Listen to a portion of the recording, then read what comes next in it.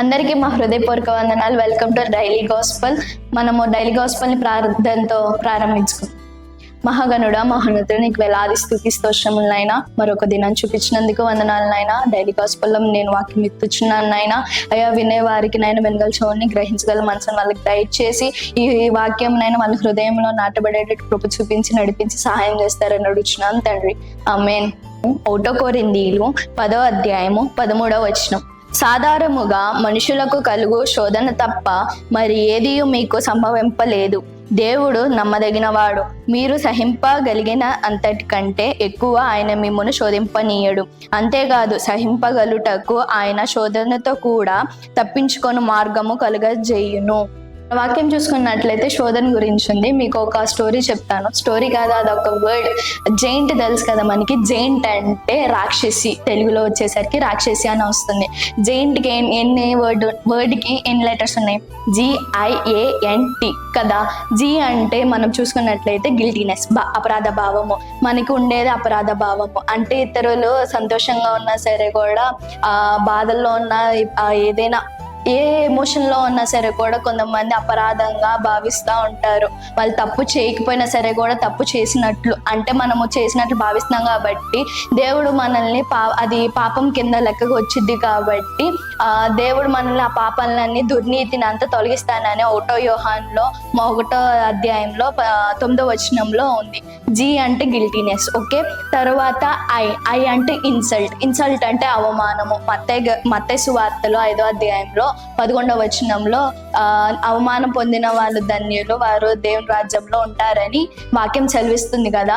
వాక్యంలో మనము దేవుని నిమిత్తము అవమానం పొందితే గనక మనము ధన్యులమని వాక్యం చదివిస్తుంది. అది ఏ విషయమైనా కానివ్వండి, ధన్యులము అవుతాము మనం. అప్పుడు అవమానం అంటే ఇప్పుడు సంథింగ్ దేవుని మందిరంలో కానీ ఎక్కడైనా సరే దేవుణ్ణి మనము సాధారణంగా క్రైస్తవులు కాబట్టి లోకంలో నువ్వు క్రైస్తవురాలు అని హేళన చేయొచ్చు, కానీ ఆ దేవుడు అప్పుడు మనము ధన్యులం అవుతాం ఇక్కడ వాక్యం చదివిస్తుంది.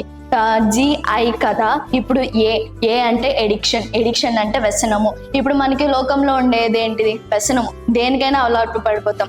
ఇప్పుడు సాధారణంగా మనుషులు దేనికి అలవాటు అయ్యారు? ఫోన్కి వ్యసనం అయ్యారు. ఫోన్కి, లేకపోతే మందు, సిగరెట్, సంథింగ్ చాలా అంటే చాలా ఎడిక్ట్ అయిపోయారు చాలా మంది.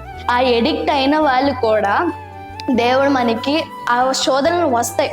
ఆ శోధనలు వచ్చినప్పుడు దేవుడు ఆ శోధన నుంచి తప్పించే మార్గం చూపిస్తానని ఇక్కడ వాక్యం చదివిస్తుంది కదా. మనం ఎడిక్ట్ అయినా సరే కూడా దేవుని దగ్గరకు వస్తే దేవుడు ఆ శోధన నుంచి, ఆ వ్యసనం నుంచి తీసివేస్తానని ఇక్కడ వాక్యం చదివిస్తుంది.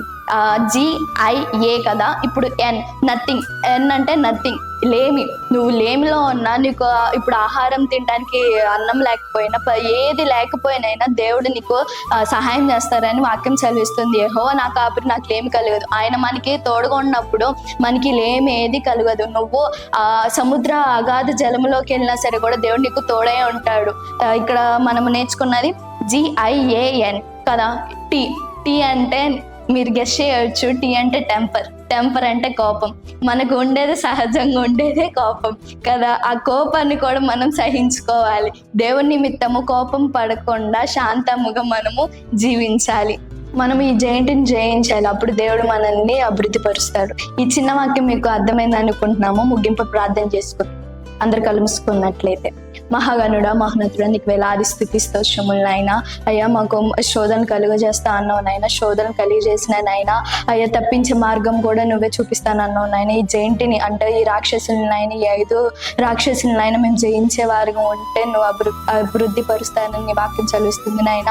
మీరే తోడుగున్న ప్రభు. అయ్యా, మేము ఈ జైంటిని జయించి ఈ లోకంలో అభివృద్ధి పరిచేటట్టు కృప చూపించండి నాయన. ఈ కొద్ది ప్రార్థన సన్ని చేర్చుకుని ప్రతిఫలం దయచేస్తారని నజరేయుడైన యేసుక్రీస్తు నామమున అడిగి పొందుకున్నాం. Amen. Please like, share and subscribe to our Royal Christian Youth. మరొక దినమున మరొక వాక్యంతో కలుసుకుందాం.